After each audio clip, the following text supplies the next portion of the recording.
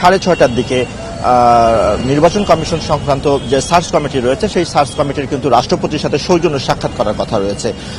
Appeal বিভাগের বিচারপতি জুবায়ের রহমান চৌধুরীর নেতৃত্বে যে 6 সদস্য সার্চ কমিটি, সেই সার্চ কমিটি কিন্তু আজকে রাষ্ট্রপতির সাথে সাক্ষাৎ করবেন এবং এখানে হয়তোবা তারা যে অন্যান্য যে কমিশনার পদের জন্য কিন্তু যে নামের তালিকা, সেই নামের তালিকা কিন্তু আজকে সুপারিশ করতে পারেন বলে কিন্তু আমরা জানতে পেরেছি। আপনাদেরকে জানিয়ে রাখি, সার্চ কমিটি গঠনের 15 দিনের মধ্যে অর্থাৎ 15 কার্য দিবসের মধ্যে প্রতিটি পদের জন্য অর্থাৎ 5টি পদের জন্য কিন্তু 10টি নাম কিন্তু সার্চ কমিটি সুপারিশ করে এবং এই নামের তালিকার মধ্যে থেকে কিন্তু রাষ্ট্রপতি কিন্তু প্রধান নির্বাচন কমিশন এবং অন্যান্য যে 4 জন নির্বাচন কমিশনার তাদেরকে কিন্তু নির্বাচিত করেন। তো আমাদের আর কিছু সময় অপেক্ষা করতে হবে। সার্চ কমিটি আজকে আসবেন, রাষ্ট্রপতির সাথে সৌজন্য সাক্ষাৎ করবেন এবং পরবর্তীতে যখন আমরা জানতে পারবো যে কোন কোন নামগুলো সুপারিশ করা হয়েছে বা কারা হতে যাচ্ছেন আগামী দিনের প্রধান নির্বাচন কমিশনার বা অন্যান্য নির্বাচন কমিশনার, আমরা জানা মাত্রই আমরা আমাদের দর্শকদেরকে জানিয়ে দিব।